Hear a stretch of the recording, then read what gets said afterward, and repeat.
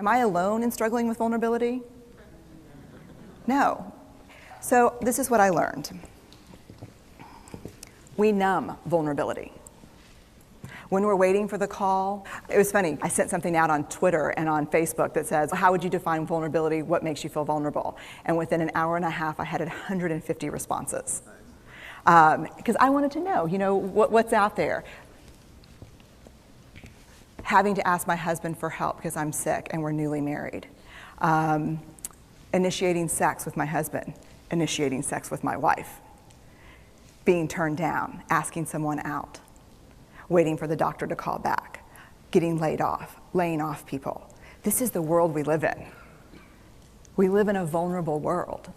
And one of the ways we deal with it is we numb vulnerability. And I think there's evidence, and it's not the only reason this evidence exists, but I think that it's a huge cause.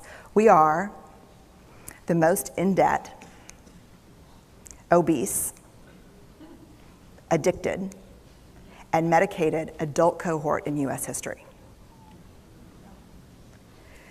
The problem is, and I learned this from the research, that you cannot selectively numb emotion. You can't say, here's the bad stuff. Here's vulnerability, here's grief, here's shame, here's fear, here's disappointment. I don't want to feel these. I'm going to have a couple of beers and a banana nut muffin. I don't want to feel these. And I know that's knowing laughter. I hack into your lives for a living. I know that's, God. You can't numb those hard feelings without numbing the other affects or emotions. You cannot selectively numb. So when we numb those, we numb joy. We numb gratitude. We numb happiness. And then we are miserable and we are looking for purpose and meaning, and then we feel vulnerable, so then we have a couple of beers and a banana nut muffin, and it becomes this dangerous cycle. One of the things that I think that we need to think about is why and how we numb, and it doesn't just have to be addiction. The other thing we do is we make everything that's uncertain certain. Religion has gone from a belief in faith and mystery to certainty. I'm right, you're wrong, shut up. That's it.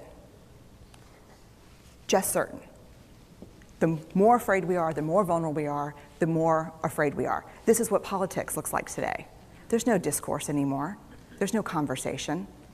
There's just blame. You know how blame is described in the research? A way to discharge pain and discomfort. We perfect. If there's anyone who wants their life to look like this, it would be me. But it doesn't work, because what we do is we take fat from our butts and put it in our cheeks.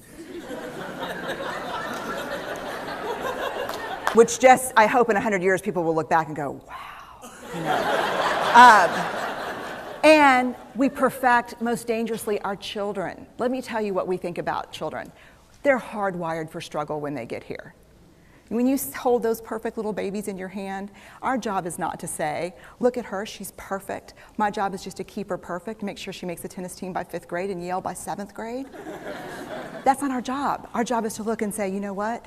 You're imperfect and you're wired for struggle, but you are worthy of love and belonging. That's our job. Show me a generation of kids raised like that and we'll end the problems I think that we see today. We pretend that what we do doesn't have an effect on people. We do that in our personal lives. We do that corporate, whether it's a bailout, an oil spill, a recall. We pretend like what we're doing doesn't have a huge impact on other people.